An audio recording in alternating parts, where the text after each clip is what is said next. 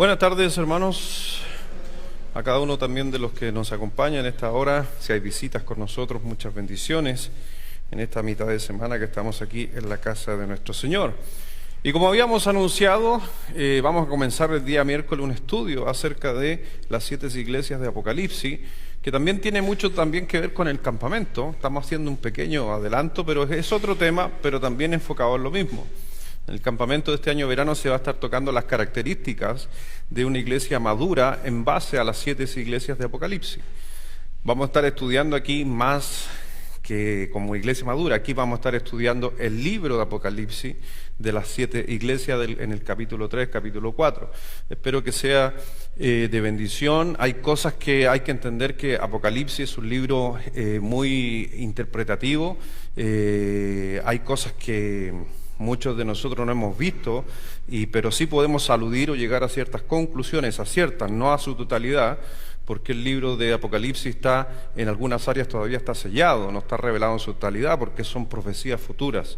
Y ahí es donde mucha gente también a veces comete el error en dar ciertas interpretaciones y decir que los caballos son esto y que la gran ramera es esto, y gente se desvive como descubriendo esas cosas, siendo de que para nosotros hay cosas mucho más importantes que nos habla el libro de Apocalipsis, en especial nos habla en estas primeras partes, porque sabemos que del capítulo 6 en adelante Apocalipsis está hablando de la tribulación, donde no vamos a estar aquí. Entonces esa información es más para los que quedan aquí en la tierra.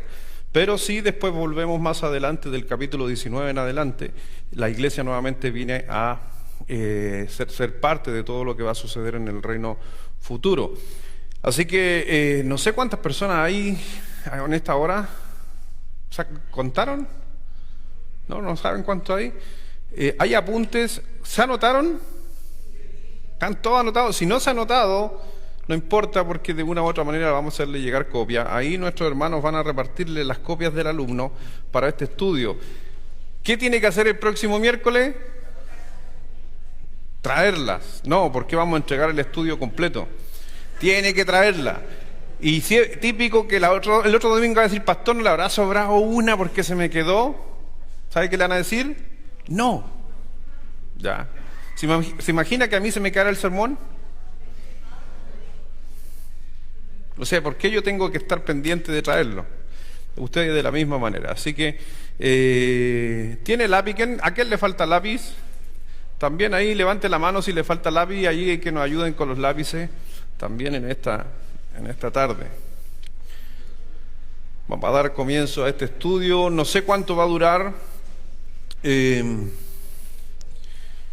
Va a depender mucho de los predicadores. Este estudio está hecho para que también van a estar varios predicadores trayendo. El próximo miércoles, por ejemplo, el próximo miércoles va a estar otro predicador enseñándonos acerca del libro de Apocalipsis. Yo partí por dar la introducción, aunque era al revés. Hoy día había otro dando la introducción y yo el otro miércoles. Pero me dijeron: no, pastor, pero parte usted. ¿Cómo me va a dejar que parta yo? Ya.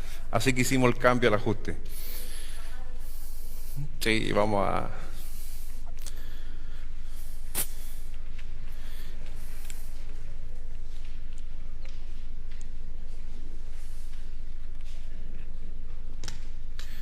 Todos tienen apunte, ¿cierto? Si le llega a faltar apunte, por ahí se lo van a hacer llegar. Si hay alguno más tecnológico aquí, si hay algún hermano más tecnológico, como en el caso mío, y necesita el apunte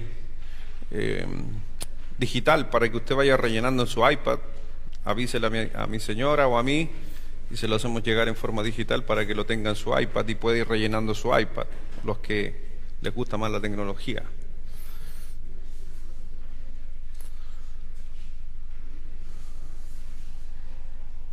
Ok. Al final del culto, la cajita va a estar puesta atrás de los lápices para que cuando usted se retire, vaya dejando los lapicitos que consiguió, que le prestaron ahí por si acaso, porque esos no van de parte del curso. Esos son los lápices que usamos aquí los jóvenes, cuando hay actividades, así que por si acaso nos auspician tela, así que hay que aprovechar. Ok, vamos a orar, ¿les parece? Para concentrarnos, para comenzar de lleno con este estudio. Hay cosas que no son fáciles. A veces, si no entiende algo, no se preocupe. Una de las cosas que yo enseño siempre y que he aprendido hasta yo hay cosas que he venido aprendiendo en los años. No porque usted lleve 20 años en la iglesia, usted sabe todo. Hay cosas que yo tampoco sé, hay cosas que a veces también, como le digo, hay muchas escuelas de interpretación, ¿ya? Y vamos a estar hablando, por ejemplo, ahí hay una mención, que no sé si lo alcancemos a ver, hay una mención de los 7 espíritus de Apocalipsis. Bueno, hay 3 escuelas para esa mención. Entonces, los pastores a veces, o en el caso de uno, estudiamos los 3, pero a veces yo no les enseño a ustedes los 3, solamente enseño el que ustedes, hago una pincelada de estos 7 espíritus que pueden ser. Pero depende de la escuela que usted ha estudiado o la teología por donde usted viene estudiando, en el caso de los pastores que toman ciertas posiciones. Yo personalmente trato de aprender de todo. ¿Ya? Yo no soy de la persona que digo, aprendo solamente esta línea porque esta línea es la verdadera. No, porque hay muchas líneas. Y inclusive hay una línea cristiana y tenemos otras, las líneas tradicionales o líneas a veces hebreas que tienen otra interpretación. Entonces a veces va a depender mucho, y esto sucede en todos lados, en todas las iglesias. ¿Ya? Le pongo un ejemplo, la iglesia católica, no me gusta hablar de otra iglesia, pero les voy a dar un ejemplo. La iglesia católica apostólica romana cree que María no tuvo más hijos. ¿Ok? La iglesia católica griega cree que María tuvo hijastros, ¿ya? Que eran hijos de José. 2 escuelas, tal cual, iglesia católica, romana, griega, ortodoxa, y piensan diferente. Entonces a veces la gente tiende a pensar que porque ser católico todos piensan igual, o porque soy bautista todos piensan igual. No necesariamente, ¿ya? Porque depende mucho de la escuela, de donde muchas veces usted saca su teología. Lo que sí, este curso, más que estudiar teológicamente el capítulo, sí lo vamos a estudiar teológico, pero de una forma práctica. ¿Por qué? Porque nos dice el libro de Apocalipsis que es el único libro en toda la Biblia que si usted lo lee, trae promesas a usted, trae bendiciones a su vida. ¿Y por qué va a traer bendición leer un libro? Por todo lo que significa. Entonces, por eso, el libro de Apocalipsis, lo vamos a estar viendo, tenemos la antesala, tenemos el alfa y la omega, tenemos Génesis y tenemos Apocalipsis, ¿ya? Y nos vamos a dar cuenta de que por algo se escribió Génesis, también por algo se escribió Apocalipsis. Vamos a orar para bendecir este tiempo que vamos a estar estudiando. Padre, gracias Dios te damos en esta tarde por permitirnos llegar aquí a mitad de semana, poder enriquecernos, por poder crecer, poder realmente Dios seguir adquiriendo conocimiento, pero sabemos que el conocimiento es para ser puesto en acción. No sacamos nada con tener pura fe en el conocimiento, porque bien claro dice Santiago que la fe sin obra es muerta en sí misma. No podemos llenarnos de mucha teología y una teología de conocimiento si no vamos a poner en la práctica, en la vida diaria, ese conocimiento. Así que ayúdanos, Señor, que el Espíritu Santo, que realmente es el que hace gran trabajo de que nosotros entendamos y comprendamos tu santa palabra. Que Él se haga presente durante este tiempo, estos estudios, y cada vez que abramos la palabra de Dios. Bendice, Señor, a cada uno del que ha llegado. Si hay visitas que están con nosotros en esta mitad de semana, que también para ellos pueda ser una bendición poder estar estudiando un libro que, valga la redundancia, trae justamente bendición al abrir y leer este libro. Así que gracias, mi Señor. Toma el control de todo, de las clases, de los niños, de todo lo que se está haciendo en este lugar. En el nombre de nuestro Señor Jesucristo. Amén. Como dice ahí el estudio que vamos a tener, la primera parte es la introducción del capítulo 1, ¿ya? Aunque nuestro fuerte énfasis estará en los mensajes de las 7 iglesias diseminadas en Asia Menor, no podemos pasar por alto la impactante introducción o la preparatoria de cómo llegó todo el libro de Apocalipsis. El libro de Apocalipsis es un libro que se escribió, uno de los últimos libros que se escribe, y ahí en el relato justamente nos dice que estas 7 iglesias, que hay algunos también, aquí usted ya empieza a hablar, cuando hablamos de 7 iglesias, hay algunos que piensan que es una carta escrita a 7 iglesias específicas. Lo creo. Pero hay otros que creen que son periodos de la iglesia durante la era cristiana. Lo creo. No me caso con ninguna porque sí está escrita a 7 iglesias. Y también puedo ver que estas iglesias representan épocas de las iglesias o del mundo del cristianismo. ¿Ya? Y por ende, en el último reglón, por ende, como mensajes a todas las iglesias en la actualidad representadas en ellas. Ahí ustedes tienen un vacío, iglesias y actualidad. Porque si vamos a estudiar palabras o mensajes dadas a la iglesia de Éfeso, ya, por ejemplo, perfectamente ese mensaje va a servirnos a nosotros como iglesia, porque la palabra de Dios es viva. ¿Y qué quiere decir que la palabra de Dios sea viva?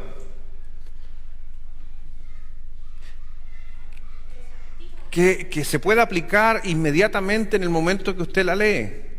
Porque si fuera un periodo hablando de un periodo y yo no saco ninguna enseñanza de ahí, entonces la Biblia es un libro de historia. Pero la palabra de Dios es una palabra de Dios viva y eficaz. Así que tomando de la pluma de Hal Lindsey, de algunos libros, como Domingo Fernández, un gran escritor, y otros más, nos vamos a adentrar con temor y reverencia a este estudio, en parte profundo y en su mayor extensión práctico, ¿ya? Así que va a ser un estudio profundo, pero a la vez lo vamos a desarrollar prácticamente. Dice así un relato: cuando el sol descendió sobre el mar Egeo, el anciano caminó pesadamente hacia su vivienda. Deseaba pasar una noche renovadora, pero como ya se estaba ocurriendo últimamente persecución, no tendría ese privilegio. Compartía su caverna con una banda de criminales. Todos habían sido exiliados a la isla de Patmos. P-A-T-M-O-S. Patmos. La pequeña isla desierta del mar Egeo, por crímenes que había cometido en el continente. Sin embargo, el único crimen del anciano, ¿quién era ese anciano? Juan, era haber dado a conocer la nueva vida en Jesús. A quienes habían encontrado por este delito, Dominiciano, el emperador romano, lo había deportado a Patmos para que muriera de viejo o de hambre. Y justamente de esa isla donde a Juan, Dominiciano, lo manda a esa isla, que era una isla, una cárcel, en realidad era una isla donde estaban presos. Juan estaba preso ahí por hablar de Jesucristo, no por haber cometido un crimen. Pero es en ese lugar donde el Señor realmente se hace presente. Pero Dios tenía otros planes. Allí en el exilio, Juan iba a recibir la más asombrosa revelación, que es la palabra apocalipsis, de los sucesos futuros que se haya concedido a la mente de un mortal. Las revelaciones dadas por Dios a Juan abarcan unos 20 siglos, pasando una por nuestra era tecnológica, pero lo mejor de todo es que Juan vio a Jesucristo con una grandeza tal que las palabras humanas no podrían jamás describir su visión. Durante 18 siglos, los misterios del libro de Apocalipsis permanecieron en gran parte inexplorados. Y esto es verdad, por si acaso, lo que está relatado aquí. Los pastores de la mayor parte de las denominaciones lo consideraban un libro cerrado o sellado. ¿Se acuerda que yo para la pandemia hablé un poquito de eso? Que el Apocalipsis está sellado, no todo, algunas partes. No fue sino hasta el siglo XIX que se produjo el renacimiento del libro de Apocalipsis y la gente comenzó a estudiarlo con una intensidad sin paralelo. Se empezaron a escribir extensos volúmenes acerca del significado de los misterios. Es el único libro que contiene una promesa expresa de bendición para cualquiera que lo lea y preste atención a las cosas que están escritas, según Apocalipsis 1, versículo 3. Vamos ahí a Apocalipsis, ¿les parece abrir su Biblia? Vamos al libro de Apocalipsis.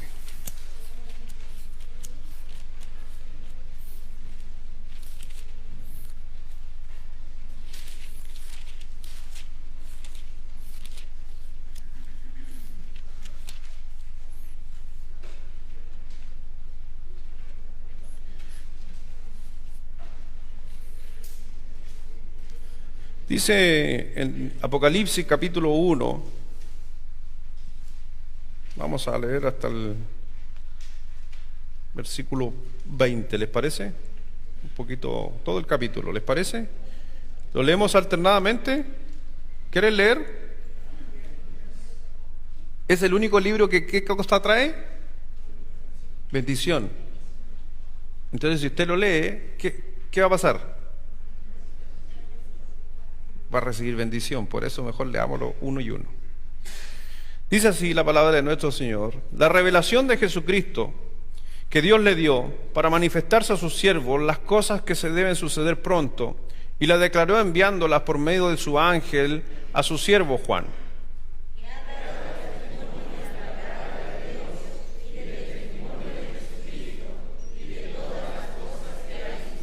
Bienaventurado el que lee y los que oyen las palabras de esta profecía y guardan las cosas en ellas escritas, porque el tiempo está cerca.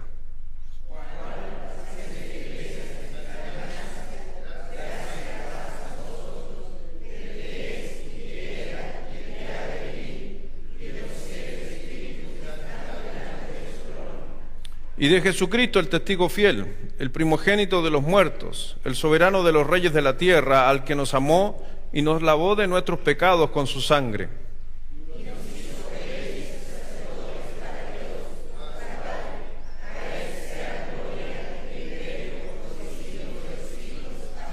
He aquí que viene con las nubes, y todo ojo le verá, y los que les traspasaron, y todos los linajes de la tierra harán lamentación por él. Sí, amén.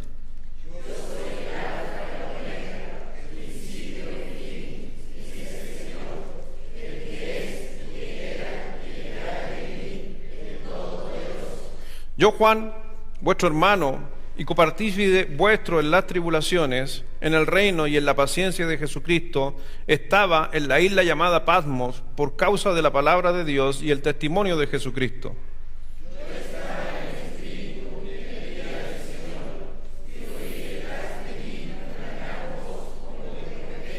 Que decía: yo soy el Alfa y el Omega, el primero y el último.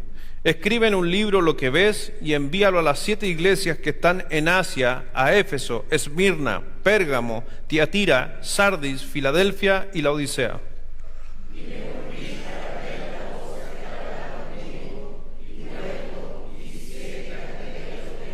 Y en medio de los 7 candeleros, a uno semejante al Hijo del Hombre, vestido de una ropa que llegaba hasta los pies y ceñido por los pechos con un cinto de oro.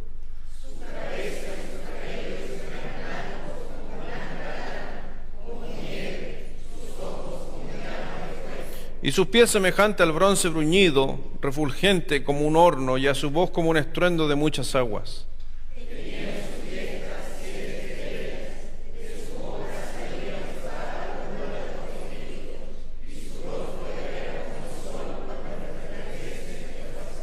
Cuando le vi, caí como muerto a sus pies, y él puso su diestra sobre mí, diciéndome: no temas, yo soy el primero y el último.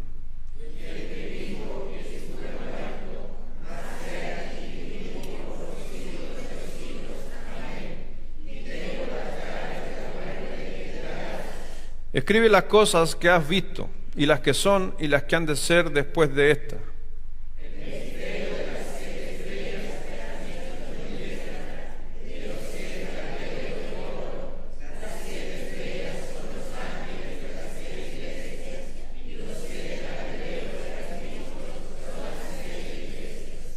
Amén.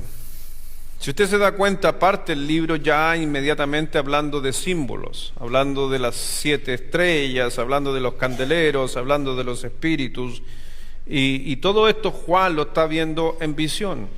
También tiene que entender, y lo hemos enseñado un montón de veces, que Juan está viendo una historia de algo, o Juan está viendo una visión de algo que él nunca ha visto. Lo hemos tratado de decir muchas veces.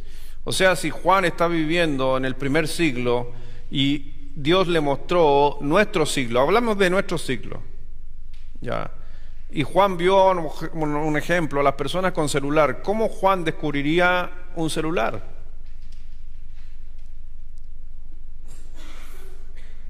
Y la única forma de describir cosas de nosotros o cuando no conocemos algo es comparándolo a algo. Entonces, a la final hay que entender que mucho de lo que Juan estaba mostrando, hablando, no se olviden que la palabra de Dios es inspirada, ¿amén? Es inspirada por Dios, pero dejó que cada escritor ocupara su propio lenguaje. Por eso tenemos 4 evangelios. Dicen lo mismo, pero con un lenguaje totalmente diferente o un énfasis diferente, porque depende del que lo está escribiendo, no perdió su esencia hacia lo que veía o hacia dónde iba dirigido. Entonces, por eso mucha gente ha llegado a ciertas conclusiones cuando dice, ay, el agua se convirtió en sangre. Bueno, algunos podrían decir, le cayó sangre. Otros podrían decir, hubo un calor en exceso y el agua aparecieron algas, marea roja. Ejemplo. Ya, si Juan vio marea roja, ¿con qué lo comparó? Con sangre. Entonces, por eso hay que tener cuidado cuando estamos justamente haciendo un análisis del libro de Apocalipsis. Pero todo esto es introducción. Número 1, Romano, la revelación. Cuenta ahí un poquito, el título justamente es adecuado en el versículo 1, la revelación, dice ahí, de Jesucristo. ¿Dónde me salté un momento? Más arriba todavía. Voy rápido ya yo. Ya, definición. Vamos allá arriba entonces. Apocalipsis es una palabra griega que significa revelación. Gracias por el aviso a todo esto. Y revelación es la declaración, ahí, declaración, o comunicación extraordinaria y sobrenatural, hecha por Dios de aquellos acontecimientos y verdades que el hombre no alcanzaría a entender ni a vislumbrar por sus facultades naturales. O sea, humanamente no podemos entender este libro. Necesitamos la presencia de Dios, extraordinaria y sobrenatural. Génesis es el libro, ¿qué significa Génesis? Principios, de los principios, u orígenes. Apocalipsis es el libro de las culminaciones. Entonces, Génesis, inicio. Apocalipsis, culminaciones. En Génesis es el primer acto del gran drama humano. Apocalipsis es el epílogo. Primer acto. Génesis es el alfa y Apocalipsis, omega. Génesis es el punto de partida de los planes de Dios. Apocalipsis es la recta final hacia la meta. Génesis nos muestra cómo entraron en el mundo el dolor, la muerte y el sufrimiento. Apocalipsis nos lleva hasta aquel día cuando Dios enjugará todas las lágrimas de los ojos de los redimidos. La humanidad presiente que algo terrible va a ocurrir en fecha próxima. ¿Está de acuerdo eso, no? ¿Los días son malos? Sí. Y el estado de expectación es aprovechado por una legión de falsos profetas para lanzar toda clase de vaticinios, lo que por supuesto no se cumplen. Por eso hay que tener cuidado también. Porque hay mucho hoy día gente explicando el Apocalipsis, o piensan que el Apocalipsis es la clave hoy en día para poder recibir a Jesucristo. Hay muchos grupos por si acaso. Ahí hay que tener cuidado cuando a veces en internet ofrecen estos cursos, y sobre todo hay un curso muy peligroso en el libro, en las redes, que es justamente que es de Apocalipsis, ¿ya? Que tiene que ver con dos grupos, ya, con un grupo que opera en Corea, los dos son coreanos, son grupos coreanos donde tienen su propio Mesías.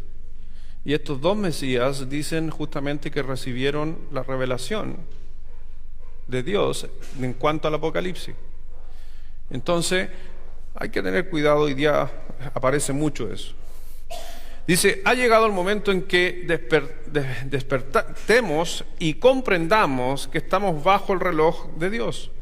Aquellas personas sobre los que se predicen estos juicios y calamidades no son gente ajena a nosotros que va a vivir en otro tiempo de la historia. Podría ser tu amigo, o quizás si estás aquí y no eres salvo, podría ser tú mismo. Número 1, Romano. La revelación es el título adecuado según el versículo 1. En el lugar del Apocalipsis de Juan, o como tenemos los evangelios de Juan, las cartas de Juan, las cartas de Pablo, tenemos el Apocalipsis, no tenemos el lugar del Apocalipsis de Juan, porque Juan no concibió la idea de este libro. Jesucristo es la figura central de Apocalipsis. Por eso a veces mucha gente se pierde cuando lee Apocalipsis, porque la gente le digo Apocalipsis, y la mayoría de la gente dice evento futuro. Y no, Apocalipsis es sinónimo a Jesucristo. Él es la clave del libro de Apocalipsis, todo está apuntado a Jesucristo. ¿Ya? Si usted va al Antiguo Testamento, y mucha la gente dice, ¿qué es lo más principal en el Antiguo Testamento? La gran mayoría dice, la ley. No, la ley no, el Mesías prometido. En el Nuevo Testamento está más fácil. ¿Quién es el personaje central del Nuevo Testamento? Jesucristo. Siempre, toda la Biblia ha sido Jesucristo, pero a veces la queremos llevar a otra mirada, y no es así. Cristo lo llamó cuando era aún un adolescente y ahora un fogoso anciano. Estaba escribiendo aproximadamente entre los 85 a los 90 años. Y realmente, como dice ahí, qué privilegio llegar a tener los servidores fieles. ¿Ya? ¿Y qué nos dice ahí en segunda de Timoteo? Vamos a Timoteo. Segunda de Timoteo, capítulo 4.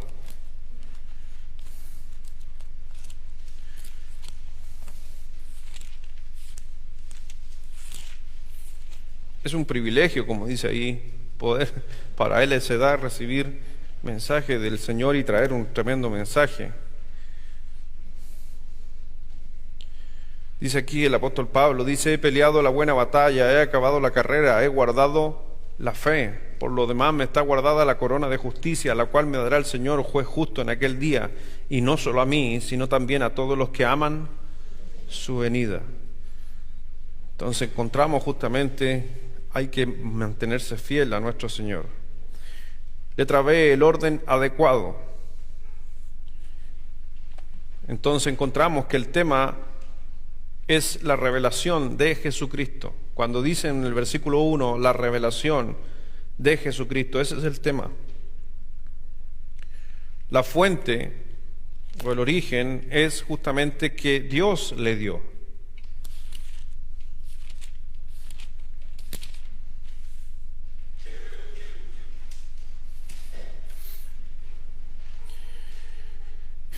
El propósito para manifestar. Si usted se da cuenta, estamos desglosando el versículo 1 por si acaso. Ya, si quiera poner la nota ahí, el orden adecuado es el B, ponga una B y el 1 al lado. La revelación de Jesucristo que Dios le dio para manifestar, el intermediario enviándolos por su ángel. Y el destinatario de esta carta, o el que recibió el mensaje, fue Juan y las 7 iglesias.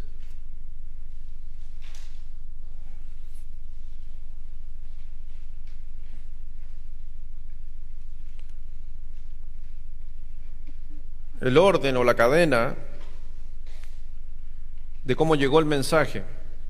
El Padre se lo dio al Hijo, el Hijo al mensajero, el mensajero a Juan y Juan a nosotros.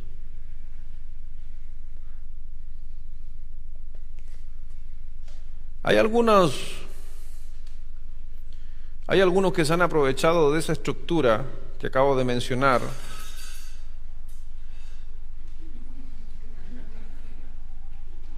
Recójale el agua a la señora, dele nuevo que ya. Hay algunos que se han aprovechado de esta estructura que acabo de nombrar. ¿Por qué se han aprovechado? Porque supuestamente, y sabemos que Dios, cuando trabaja a través de la palabra de Dios, muchas veces, no siempre, va repitiendo, ¿cierto? Entonces, por ejemplo, esta secta coreana ocupa esta estructura. Hay uno aquí también en Estados Unidos, también ocupa la misma estructura. ¿Por qué ellos dicen? Para que usted preste atención. Ellos dicen que el Padre se la dio al Hijo. El Hijo se la dio al mensajero, el mensajero a Juan y a Juan a nosotros. Hay algunos pasajes que después en un futuro quizás los vamos a estar viendo, que algunos de ahí se aprovechan y apareció uno diciendo: yo soy el nuevo Juan. ¿Qué está tratando de decir este personaje con decir yo soy el nuevo Juan? ¿A quién fue entregada la revelación? ¿Quién fue el único que vio? En Apocalipsis, ¿quién fue el único que vio? Juan. Y de ahí lo selló. Entonces, estos grupos dicen que en un futuro, algunos dicen que ahora presente, estas sectas, dicen, o se levantó uno diciendo, yo soy el nuevo Juan, y Dios ahora me reveló a mí ya el Apocalipsis. Entonces, el único que te puede decir qué significan los caballos,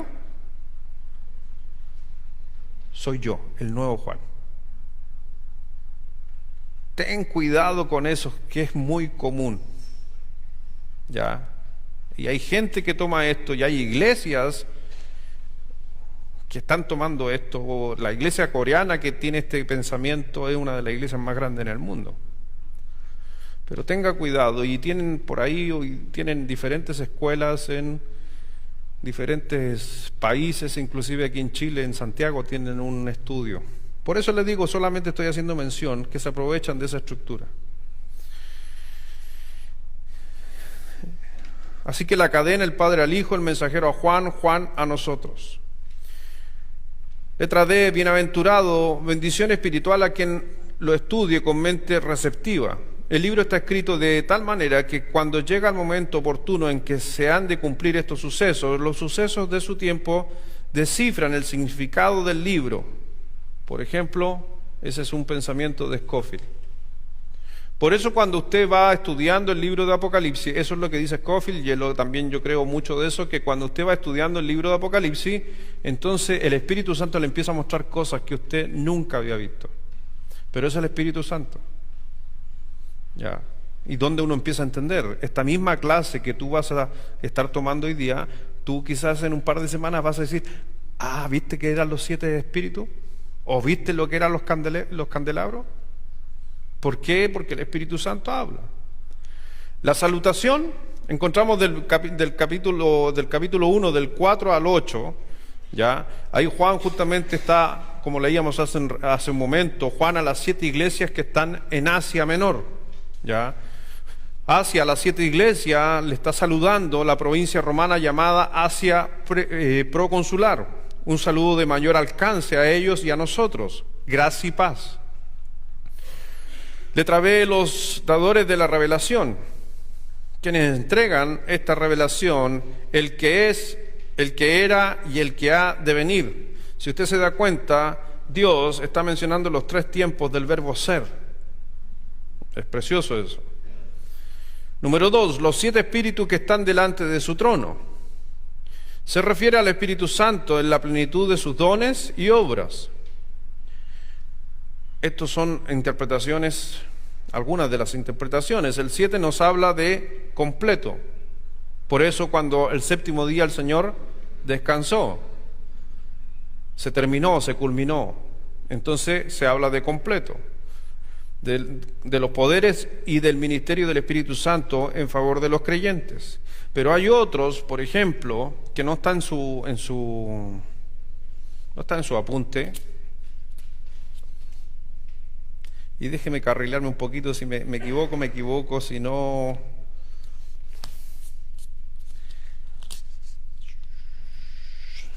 No le quiero decir la cita por si me equivoco. A ver si la encuentro. Sí, Isaías capítulo 11. Mire, algunos tienden a pensar, pero para mí, sea el Espíritu Santo mencionado, el Espíritu hablando de lo que está completo, o para mí también, como para algunos creyentes, piensan que se está refiriendo a las 7 formas o dones del Espíritu Santo en Isaías capítulo 11, versículo 2. Si quiere, vamos a Isaías capítulo 11, versículo 2. Busquen su Biblia Isaías, eso no está en los apuntes por si acaso.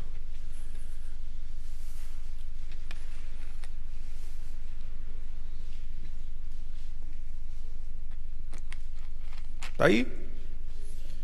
Leámoslo por favor todos juntos. Isaías 11, versículo 2, a la 1, a las 2 y a las 3.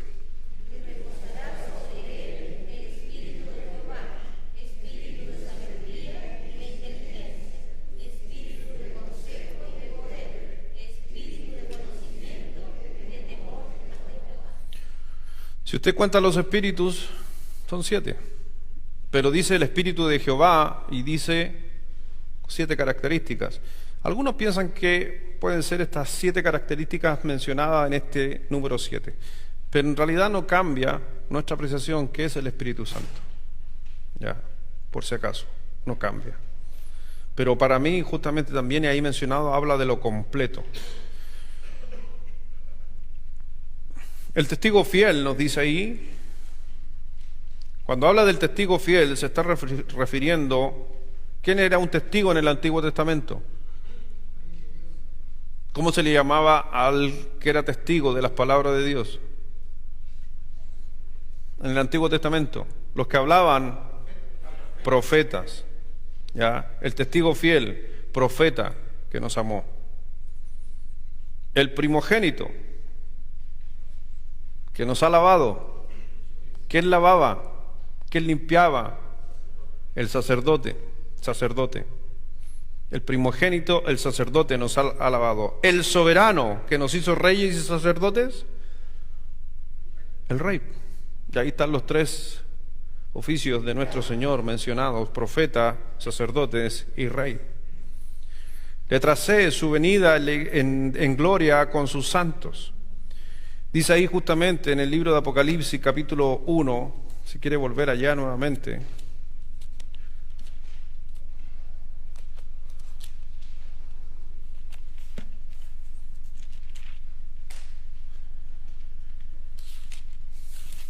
Y aquí empieza a haber un poco de interpretación.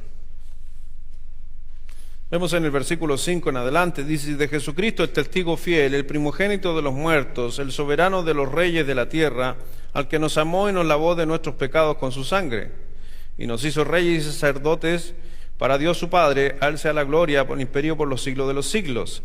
He aquí que viene con las nubes y todo ojo lo verá.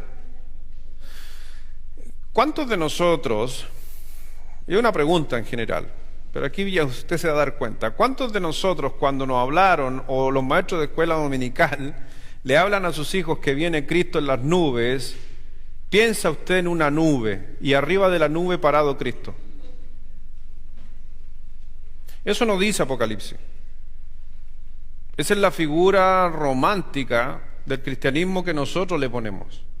Porque ¿cómo yo puedo explicarle a un niño o un pequeño que viene por ahí, por la infancia, de poder decirle a los niños, es que viene en una nube? Lo que pasa es que nuevamente, ¿qué son nubes? Si usted va al libro de Hebreos, capítulo 12, va a encontrar que las nubes eran ángeles.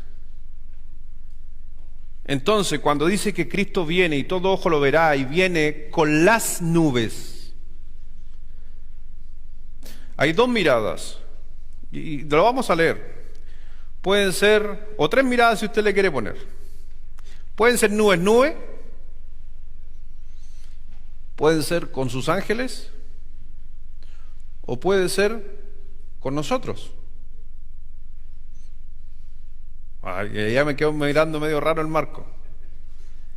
Sí, porque después hay que estudiar las características de los que vienen en las nubes, que dice que vienen con túnicas blancas. ¿Y quiénes son los que usan túnicas blancas en la presencia de Dios, simbólicamente hablando? Los santos. Es la segunda venida donde todo ojo lo verá. No está hablando del arrebatamiento, está hablando de la segunda venida. ¿Quién viene en la segunda venida con Cristo? Entonces se da cuenta de que pueden ser nubes, pueden ser ángeles o podríamos ser nosotros. Pero nuevamente, no importa, viene Cristo. Con nubes, sin nubes, no interesa, es Cristo. ¿Yo salvo? Si fuéramos nosotros, ¿salvamos? No. Si fueran nubes tampoco salvan, y si vienen ángeles tampoco salvan. Pero por eso les digo, ya empezamos a hacer un análisis del libro que a lo mejor usted va a encontrar interpretaciones de diferentes tipos. Pero vemos ahí, leamos por ejemplo el libro de Hebreos, capítulo 12, estamos cerquita ahí, pues, ¿no?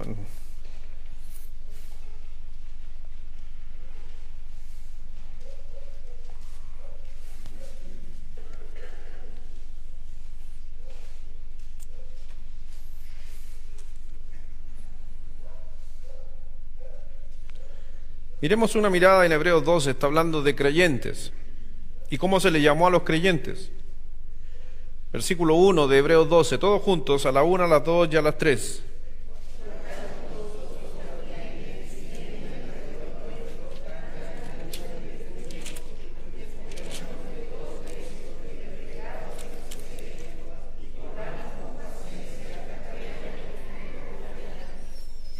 Entonces, si usted se da cuenta, dice, tal nube de testigos.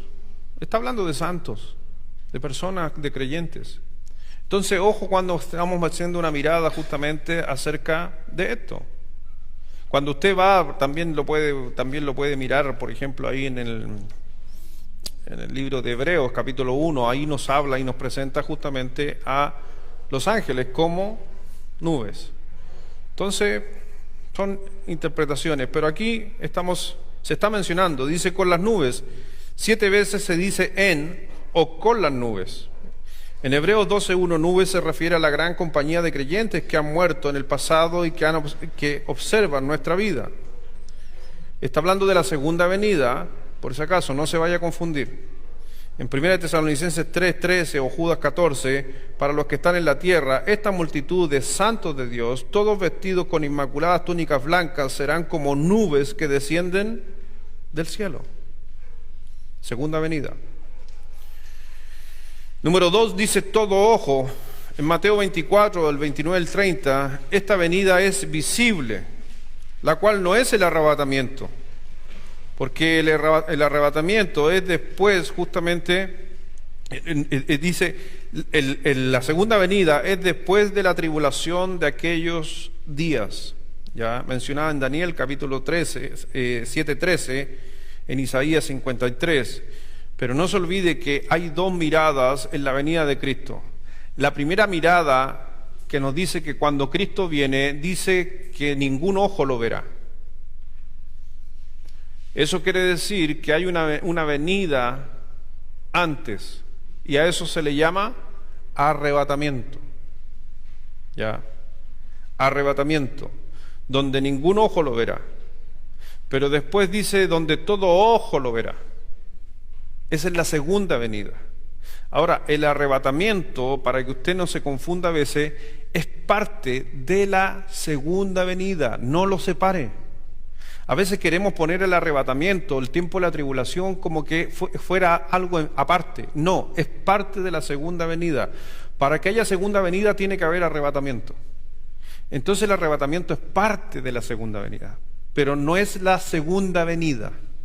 Es el comienzo de la segunda venida con la venida de Cristo por su iglesia. Y ahí usted va a tener creencias de 3 tipos.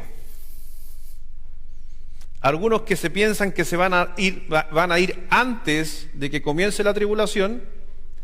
Hay otros que creen que se van a ir en la mitad de la tribulación, y hay otros que creen que se van a ir al final de la tribulación. Para los 3 hay pasajes. Por algo están las 3 teorías, porque hay pasajes. ¿Cuál creo yo? ¿O le interesa lo que yo creo? ¿Para qué? Es que el pastor dijo, y después me echan la culpa a mí. La Biblia dice que cada uno va a dar cuenta del conocimiento que adquiere. No, yo creo que me voy antes de la tribulación. Ya, es lo que yo creo y veo en la Biblia. Pero no hay problema con porque hemos analizado el tema a nivel, una vez teniendo una reunión de pastores, analizamos el tema de la tribulación. Ahora, hay muchas promesas de Dios que nos dice que no vamos a pasar ese tiempo. Ok, pero nos poníamos a pensar, ¿y si pasáramos ese tiempo? ¿Cuál es el resultado?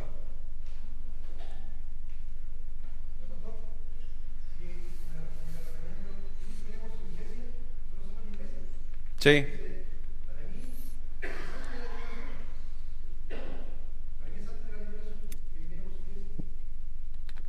¿Sí?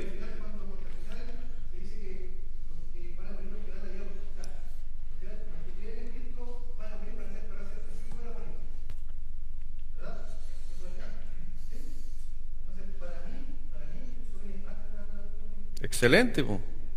Excelente, y esa es tu posición y tenés que defender tu posición. Eso es lo que Dios nos demanda justamente a presentar defensa o apología del Evangelio. Pero cada uno, mi hermano, nunca, yo le digo, yo personalmente, yo sé, los pastores estamos para guiar y decirle al pueblo, pero tampoco los pastores estamos obligados a creer lo que yo creo. Los pastores estamos para presentar lo que dice el Evangelio. Hay pastores que presentan evidencia de que nos vamos a la mitad. Hay otros que van a presentar que al comienzo y otros que al final. Cada pastor va a poner sus preferencias, pero es usted. Cuando usted llega al cielo, el Señor le va a decir, pero tú, ¿cuál ha sido tu convicción? ¿Tú lo estudiaste? ¿Tú lo analizaste? ¿Tú? Y eso lo invito a cada uno de ustedes. Háganlo. No se queden nunca con una sola versión o con la única cosa que dice el pastor. Y esto no interesa que seamos una iglesia bautista. Las iglesias bautistas por lo regular tienen muy buen conocimiento. Pero en los años, las iglesias bautistas ya están difiriendo mucho a veces internamente ya en su forma de mirar los estudios. ¿Por qué? Porque hay más evidencia. ¿Por qué? Porque se han descubierto más escritos antiguos que no nos decían mucho antes. Entonces, hay que entender, le decía cuando partimos el libro de Apocalipsis, antes del siglo XIX, ¿se estudiaba Apocalipsis? No se estudiaba. ¿Había libros de interpretación apocalíptica? No habían. Fue un despertar en el siglo XIX donde empezaron a aparecer justamente corrientes donde empezaron a decir, mira, esto significa, otros tomaron una posición, otros tomaron otro, aunque ya habían discusiones de mucho tiempo antes, nunca se había estudiado. Y hay mucha gente cuando le mencionan Apocalipsis, la gente le da miedo.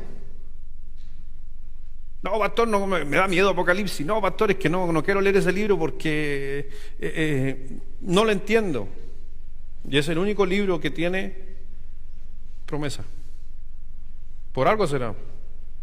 Pero deje que el Espíritu Santo hable.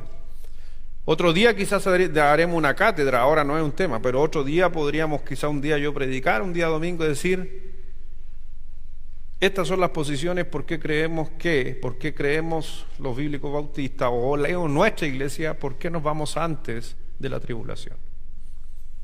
Y esa es ya una enseñanza específica de eso. Ya. Pero, bien. Ahora el que cree que se va a la mitad, como decía un pastor amigo, me cuida la casa cuando yo me vaya. Por si acaso. Dice, todo ojo lo verá, y vamos a Mateo 24, por favor.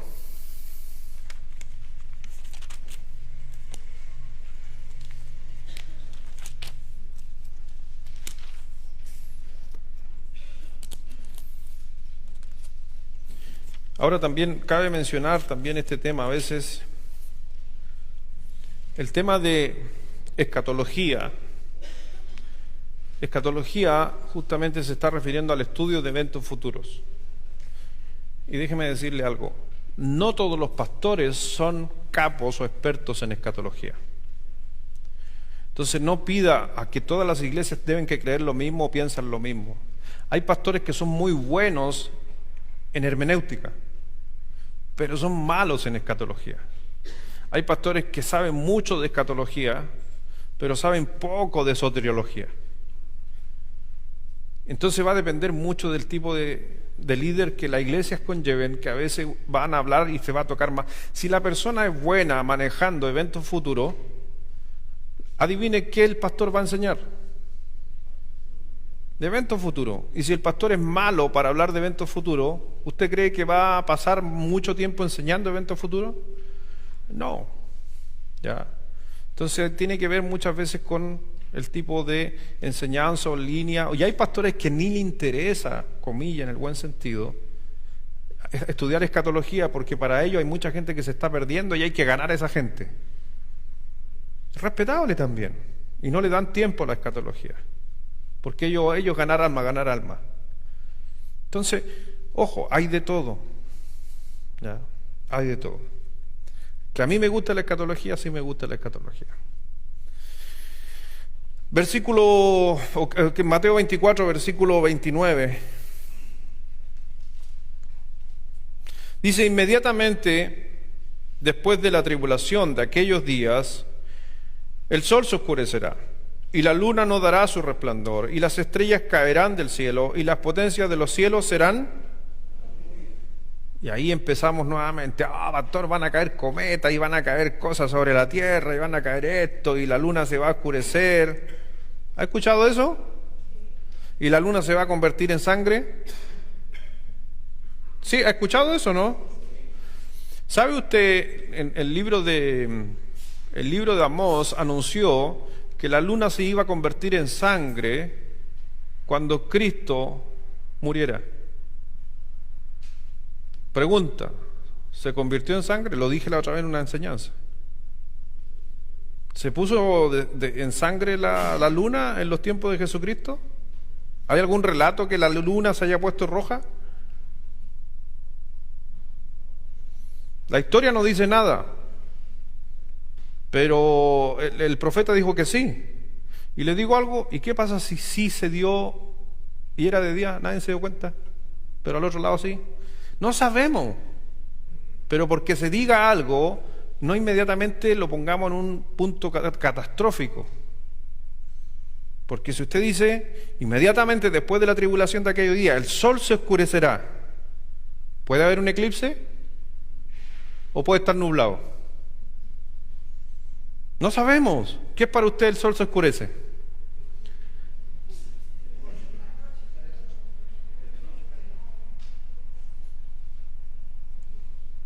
Pregunta ahora, ¿el sol se oscurece? No, pues ve, entonces por eso, ojo con la interpretación.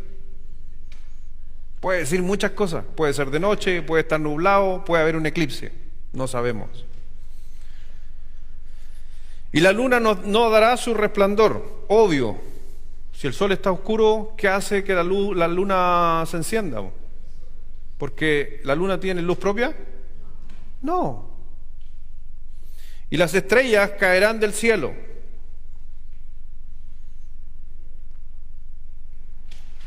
¿Sabe qué pasaría si cayera una estrella? Sea así. Bueno, científicamente, las estrellas, el sol es una estrella. Y hay estrellas más grandes que el sol. Los famosos luceros que usted ve, dice, mira el lucero. Los científicos nos dicen que es 2-3 veces más grande que el sol. Y va a caer una estrella. Las estrellas. Pero también en la Biblia hay estrellas que son estrellas. ¿Ven? Todo simbolismo. Pero no importa. Las estrellas caerán del cielo y las potencias de los cielos serán conmovidas. Entonces aparecerá la señal del Hijo del Hombre en el cielo. Y entonces lamentarán todas las tribus de la tierra y verán al Hijo del Hombre viniendo sobre las nubes del cielo con poder y gran gloria. Y ahí está el pasaje, las nubes. Y ahí nosotros pensamos que son nubes. ¿Ya? Pero podemos ver que para mí yo creo que son ángeles. ¿Ya? Y quizás pueden ser los santos. No lo sé. Pero no cambia la venida de Cristo. Y así que vemos que después de la tribulación de aquellos días, justamente después de la tribulación, de los 7 años de tribulación, va a haber justamente va a haber un periodo donde viene Cristo en las nubes. ¿Ya? 3, dice, mirarán los que dice ahí en el versículo, que volvamos a Apocalipsis, por favor. Volvamos a Apocalipsis, para quien pueda entender mejor.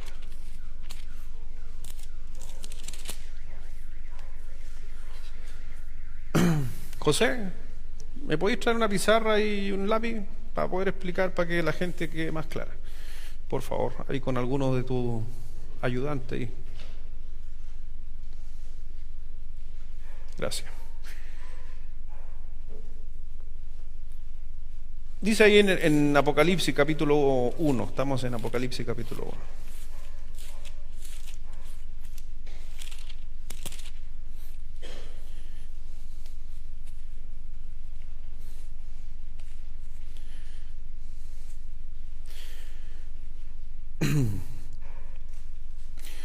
Bueno, la Biblia nos dice, vamos a saltarnos a Zacarías 10, donde justamente va a haber una gran lamentación, como decía Mateo 24. Cuando Cristo vuelva a la tierra durante el clima de la maldad, justamente se va a dar un tiempo, o la mencionada batalla del Armagedón.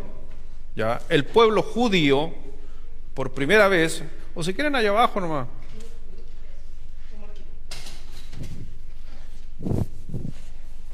Busca hasta el más grande para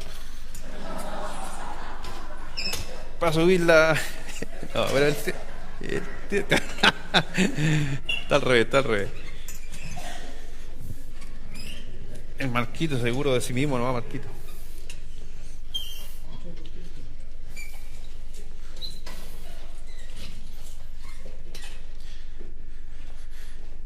Dice, el pueblo judío por primera vez, mientras miran el que fue rechazado, casi 20 siglos atrás, llorarán como José. ¿Ya? ¿Se acuerdan lo que hizo José con sus hermanos? ¿Se acuerdan? Lloró por sus hermanos. Acuérdense que José sí es simbólico de quién, es Jesucristo, pero ahora es justamente, vemos al pueblo de Israel haciendo esa figura.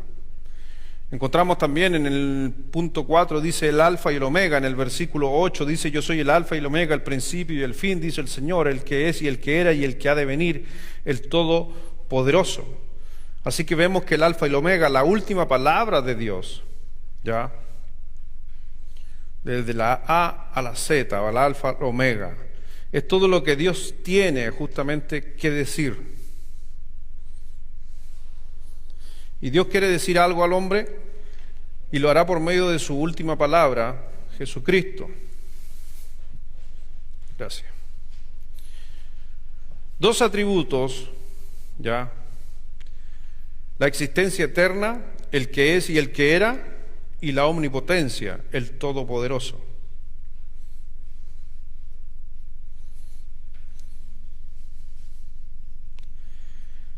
El versículo 4 nos habla a Dios y el versículo 8 a Jesús, que es el mismo Dios. Estos atributos solo pueden ser vistos en Dios, ¿ya?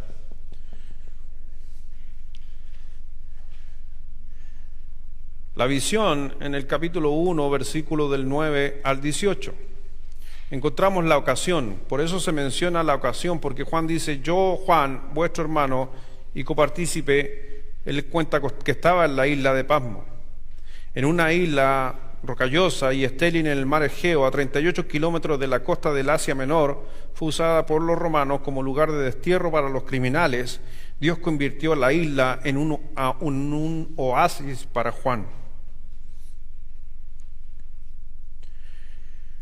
Dice en el punto 2, copartícipe en el reino, la tribulación y la paciencia. ¿Eres solo copartícipe del reino y no de la tribulación y la paciencia? Hago una pregunta. ¿Qué piensas tú? ¿Eres solo partícipe del reino y no de la tribulación y la paciencia? ¿O eres de los tres? Somos de los tres, igual que Juan. Porque mientras Cristo no venga tenemos que aguardar con paciencia. Y mientras Cristo viene también van a haber tribulaciones, lo dice la palabra de Dios.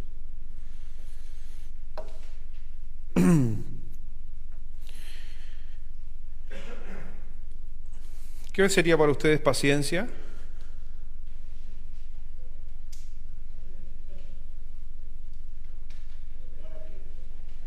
Paciencia, la palabra en sí, paciencia. Hay que tener paciencia. Es esperar. ¿Y qué es lo que es esperar? Paciencia. Son grandes pensadores. La paciencia siempre está relacionada con la fe, porque en la paciencia usted está esperando. ¿Y qué está esperando? Que pronto va a parar, y eso lo está haciendo por fe. Tiene que ver mucho con la fe. ¿Y por qué justamente lo dice? Por causa del testimonio de Jesucristo y de la palabra de Dios. Si usted no tiene la fe justamente en la palabra de Dios, difícilmente tenga paciencia.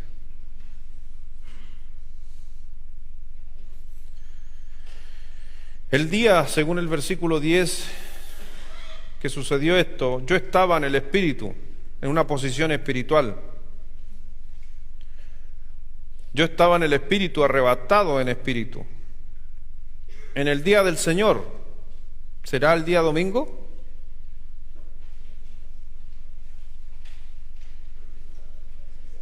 Quizás. En el día del Señor, periodo que comienza con la venida de Cristo, después del traslado, ¿ya? Y aquí tiene que ver con el día del Señor. Aquí vamos a tratar de, para que no se le... Hay mucho de lo que voy a escribir que ustedes se lo saben de memoria. Hay algunos que en el instituto han hecho o han mostrado un poco los tiempos. Voy a tratar de hacerlo...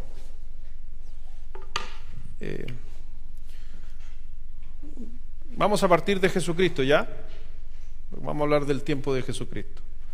¿Ya? Cuando Cristo murió en la cruz, ¿cierto?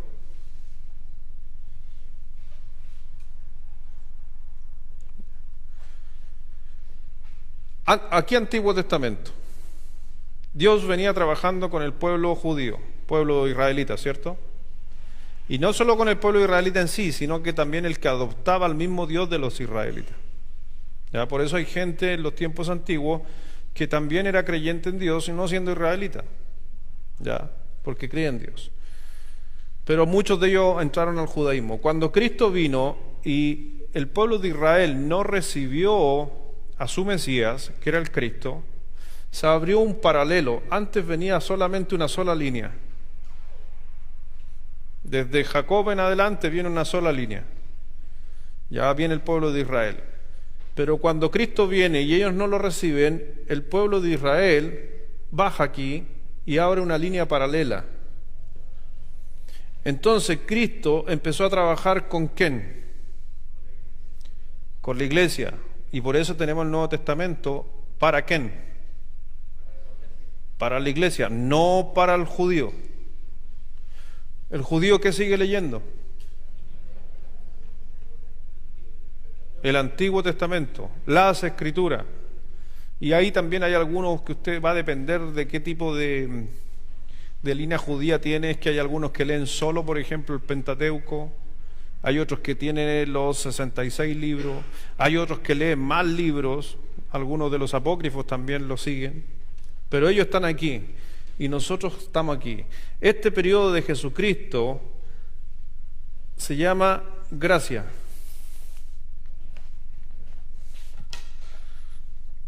Efesios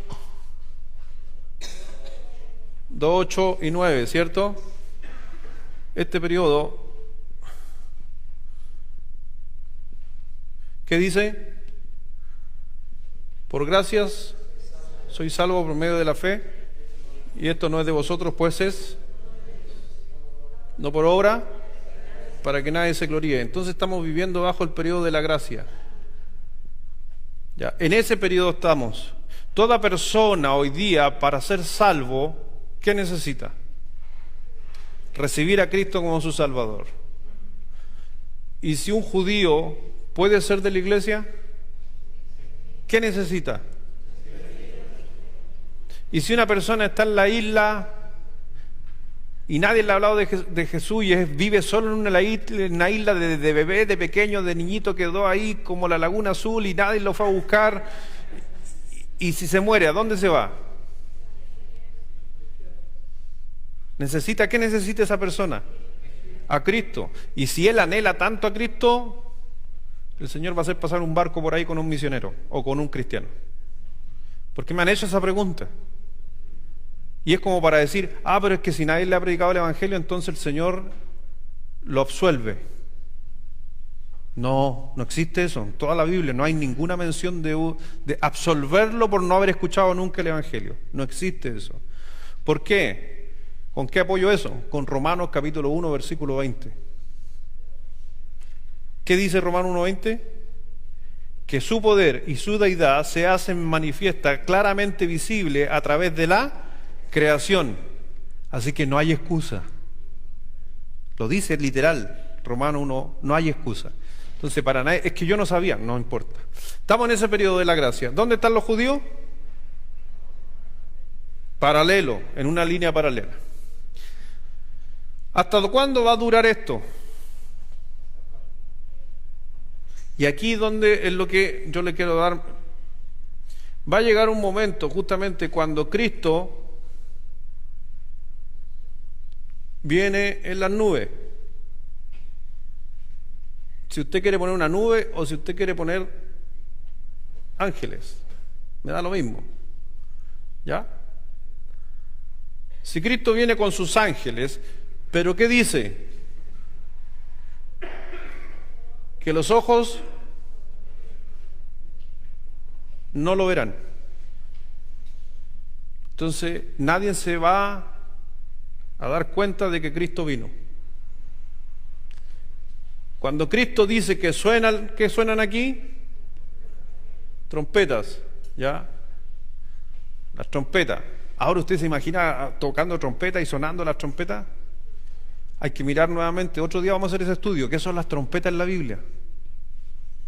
Porque las trompetas siempre sonaban y siempre están en la Biblia. ¿Se acuerda cuando sonaron las trompetas y cayó el muro?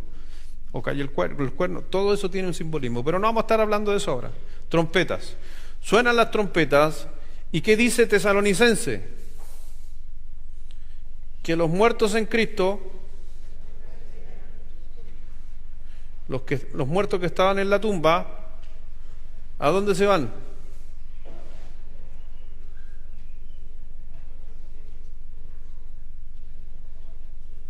¿A dónde se van los muertos en Cristo? Al cielo. ¿Y dónde están ahora?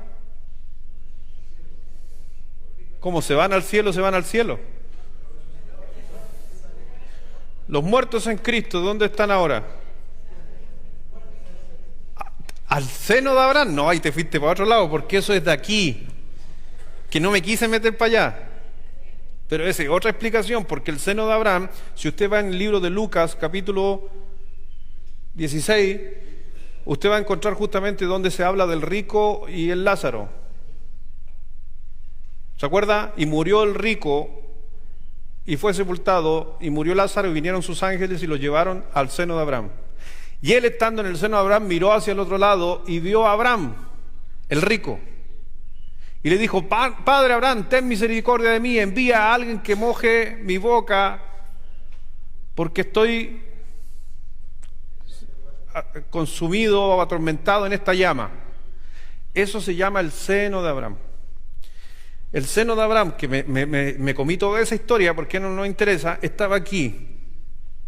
Pero en el libro de Efesios, capítulo 4, versículo... Si ya mencionaste el seno de Abraham, tenéis que saberte Efesios 4. Ya.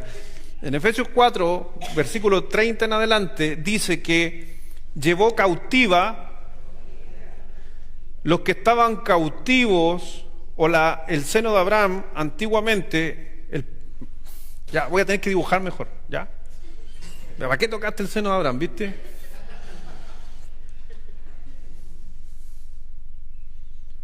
Ya, esta parte se llamaba paraíso y este se llamaba Hades o infierno, porque no existe la palabra infierno por si acaso en la Biblia. Hay traducción, pero es Hades.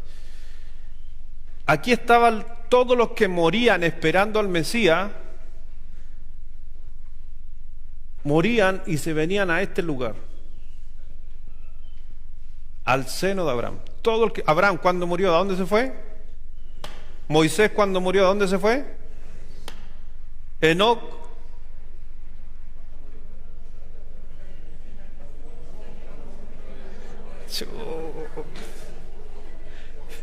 Esa fue una pregunta capciosa, ¿ya? Porque ahí entramos en otro debate, que nunca murió. Pero el Nuevo Testamento dice que es necesario que todos los hombres mueran una vez y después el juicio, pero no dice excepto Enoc. Todos los hombres. A lo mejor va a morir en un futuro. No, a meter yo no estoy ni ahí en esos tiempos no va a estar ahí yo. Pero para que usted son cosas que van saliendo y que hemos escuchado los cristianos y las seguimos repitiendo y las repetimos y no nos dedicamos a estudiar profundamente a veces las cosas que nos han enseñado y repetimos. Hay que estudiar un poco más y ver realmente qué sucedió. Ya, la palabra para Enoc fue traspuesto, si usted va en el origen del hebreo, es que fue movido de un lugar a otro lugar. Pero nosotros ya lo mandamos al cielo, y si no era el cielo, era el seno de Abraham, porque no existía el cielo. Hasta ese momento no existía el cielo, el seno de Abraham. Esto es Antiguo Testamento.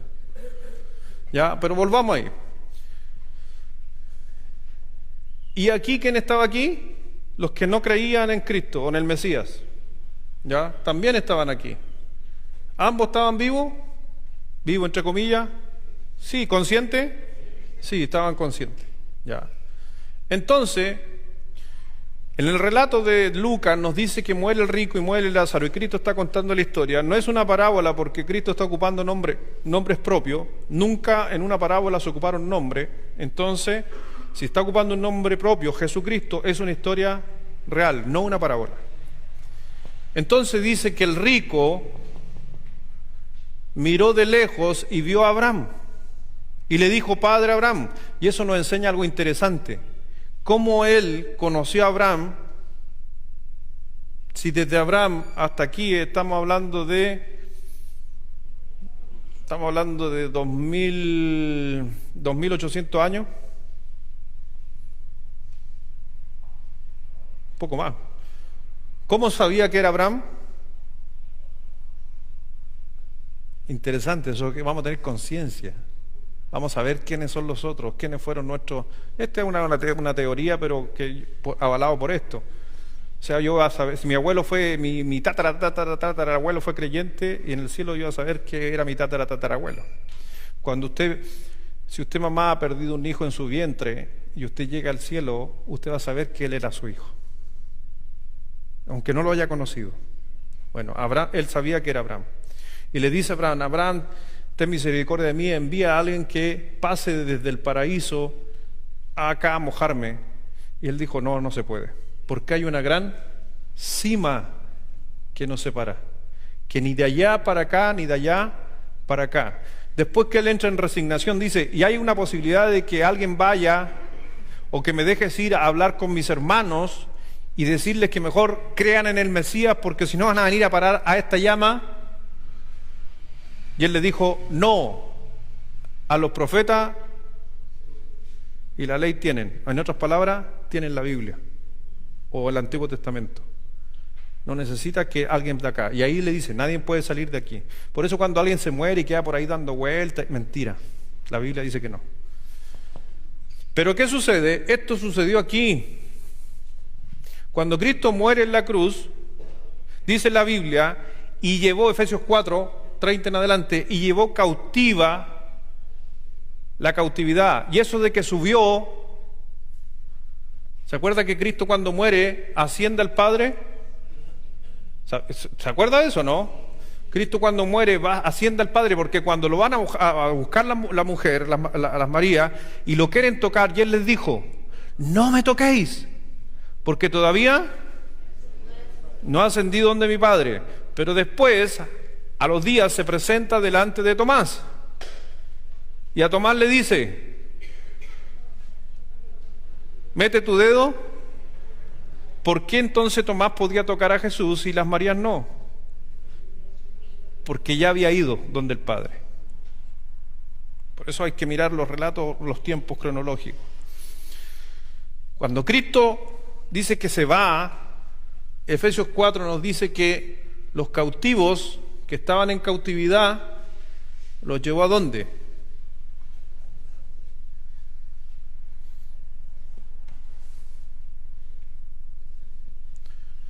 Pero, y aquí vamos a entrar ya ahí no vamos a salir del tema, por eso le digo, estamos en Apocalipsis, estamos hablando de esto ya, pero se la dejo al profesor que viene la otra semana, explique la otra mitad. ¿Ya? Y los otros profesores que les toca están cortando las venas. ¿Qué vamos a hablar? Va a decir. Bueno. Lo que pasa es que aquí vamos a ver varios temas. El Señor, la palabra, por ejemplo, hay varias teorías, que cuando una persona muere, el cuerpo en la tierra, el espíritu al cielo. ¿Ausentes del cuerpo? Ya. Hay varias cosas. Dice Señor, no dice Dios. Entonces muchos piensan que va a estar en un lugar del cielo, no en el cielo definitivo, pero está en algún lugar. Y por eso ocupan el término en el Nuevo Testamento como durmiendo. ¿Ya? ¿Por qué están durmiendo? El alma y el espíritu están esperando ¿qué cosa? La resurrección del cuerpo. Cuando Cristo viene y que ningún ojo lo ve, viene, entonces el cuerpo, un cuerpo transformado, y no nos preocupemos si somos polvo, el Señor se va a encargar de hacer cuerpos nuevos.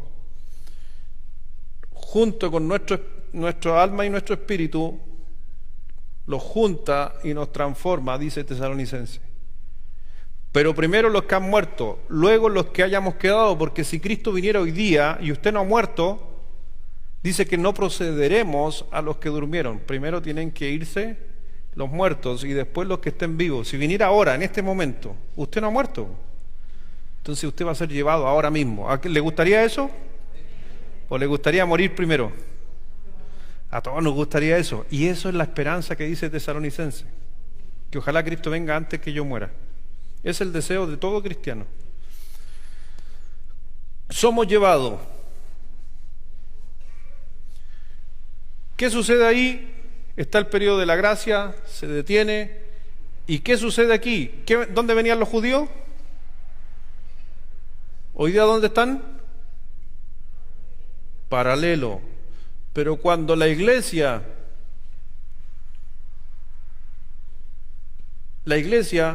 es llevada al cielo, el judío entra a esta línea.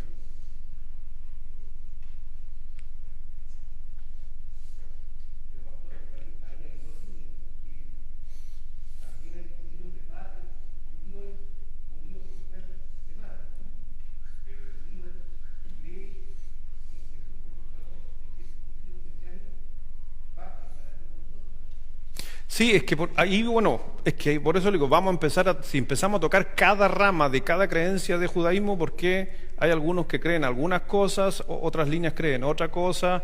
Tenemos los judíos samaritanos, tenemos los judíos coptos. O sea, si empezamos a hablar de las líneas, cada línea tiene una creencia, pero como yo no soy judío, quiero abocarme a esta parte. Pero sí, lo que dice Manuel también, ojo con... Podemos estar pelando cable con toda esta información, todo harto, pero la iglesia, porque es el periodo que estamos estudiando Apocalipsis, aquí va a haber un periodo de 7 años de tribulación, ¿ok? Dividido en 3 años y medio y 3 años y medio. Los 3 primeros años, ¿cómo se llaman? Tribulación. ¿Y la otra? La gran tribulación. ¿Ya? Es un periodo de 7 años. Este evento, ¿dónde está sucediendo? En la tierra. ¿Y nosotros? Nosotros estamos en 2 eventos arriba. El tribunal de Cristo y las bodas del Cordero. Que no sé si alcanzamos a mirar un poquito de eso. Así que estamos en ese periodo, ¿ya? Tribulación. La segunda venida de Cristo es cuando Cristo viene. ¿Pero qué dice? Todo ojo, ahora lo ven, todos lo ven. Y aquí ocurre una guerra, una batalla. Armagedón. O Megido, ya. Donde Cristo viene, ¿con quién viene? Con su iglesia. a un periodo aquí que va a gobernar la tierra por 1000 años. ¿Cristo a dónde llega? ¿Dónde Cristo llega? Al monte de Sión. Y se sienta ahí y de ahí no sale. Por 1000 años, sentadito en el trono. Ya. Y en estos 1000 años, ¿quién ayuda a administrar la tierra? La iglesia. La iglesia, que desciende aquí la iglesia.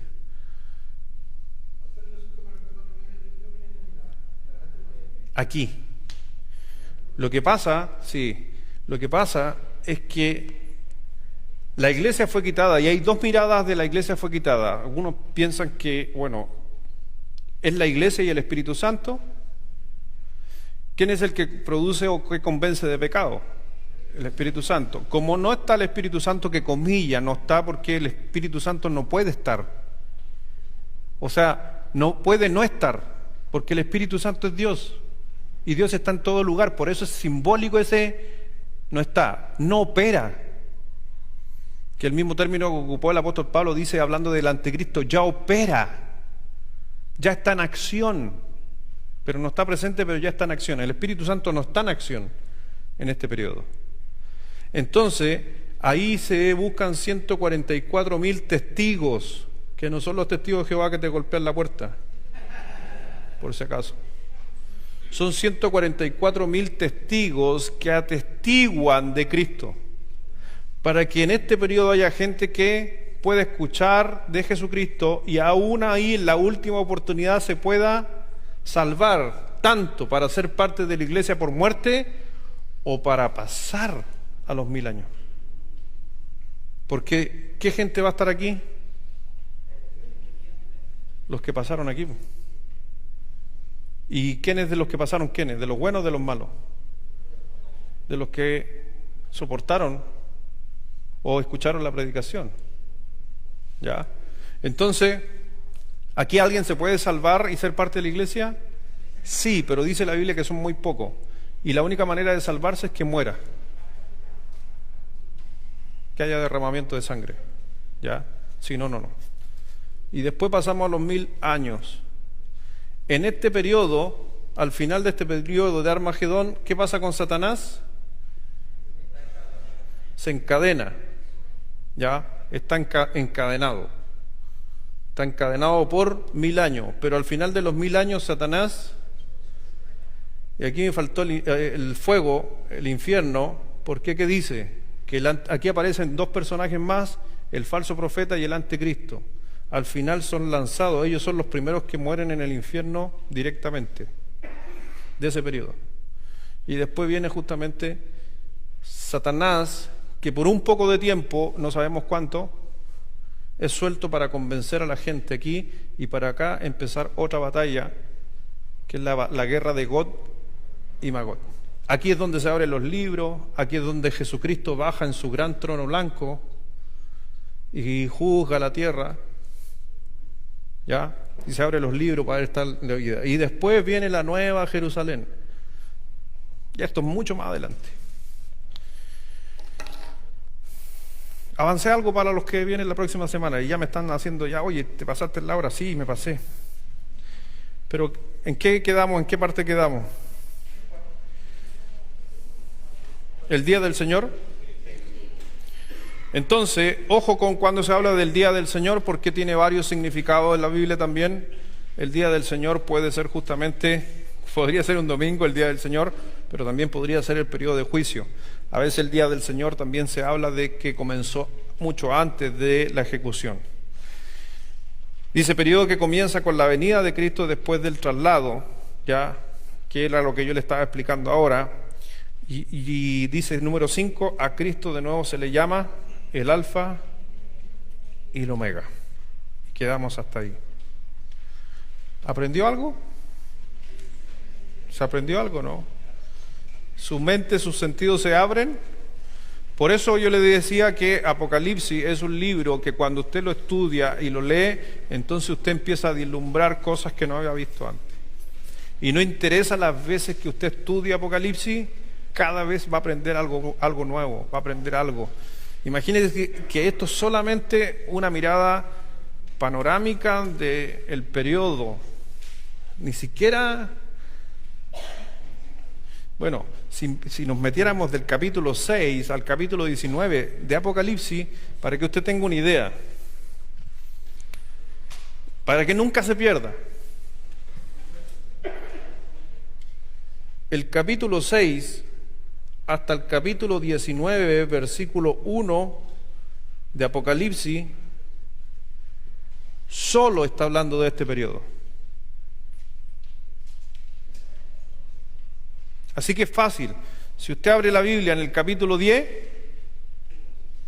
¿dónde nos está hablando? ¿Del periodo de la gracia o nos está hablando de los 7 años de tribulación? 7 años. Entonces no es para acá, no se meta para acá. Por eso es muy a veces gente saca pasaje en medio para hablar de aquí. No, es más fácil. Capítulo 6 al capítulo 19, versículo 1 está hablando de la tribulación. Si usted sabe que está ahí, no necesita enrollarse mucho con algunos conceptos. Vamos a orar. Padre, gracias Dios te damos por este tiempo, gracias Dios por dar comienzo a este curso, a esta enseñanza, este estudio que tenemos, Dios, el día miércoles. Espero que sea de bendición para nuestra congregación. Está dentro de nuestros deseos como iglesia de aprender doctrina, de aprender palabra de Dios. Así que Dios, acompáñanos, guía, no solamente a mí, sino que a cada uno de los hermanos que va a estar exponiendo, nos va a estar mostrando, enseñando todo lo que el libro a nosotros nos muestra, que es el libro Apocalipsis, un libro con bendición. Gracias, mi Señor, porque a la final era el deseo tuyo que todo el mundo supiera de este libro, y ocupaste a un hombre inclusive de edad, con mucho sufrimiento. A la final tú le hablaste a él para que nos trajera estas verdades. Gracias, mi Señor, bendice a mis hermanos, a cada uno de los que ha estado aquí, y sabemos que la palabra de Dios nunca vuelve vacía. Y sabemos que tenemos la esperanza de que Cristo un día viene por su iglesia. Bendice, Señor, a cada uno. Gracias te damos en el nombre de Jesús. Amén.